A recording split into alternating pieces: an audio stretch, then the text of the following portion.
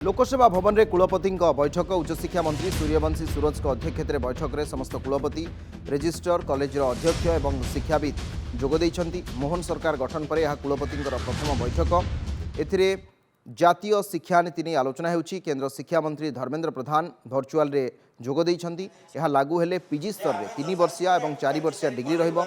पिलामाने इच्छा अनुसार कला विज्ञान वाणिज्य क्रीड़ा संगीत और धंदामूलक शिक्षा भली जेकोसी विषय चयन करें। एपरिक इंजीनियरिंग मेडिकल मैनेजमेंट भली विषय से नहीं पारे। पिलाटी जेकोसी वर्षर परीक्षा पर पाठपढ़ा छाड़ी परवर्ती समय जोगदे स्नातक डिग्री पाइपर। युक्त 3 स्तर में किसी गवेषणा कले 4 वर्षिया स्नातक डिग्री मिल। स्नातकोत्तर 3 वर्षिया स्नातक डिग्रीधारी माने 2 वर्ष और 4 वर्षिया स्नातक माने 1 वर्ष पढ़ी पारे। यह भितर किसी द्वंद्व भी रही बैठक में आलोचना होती।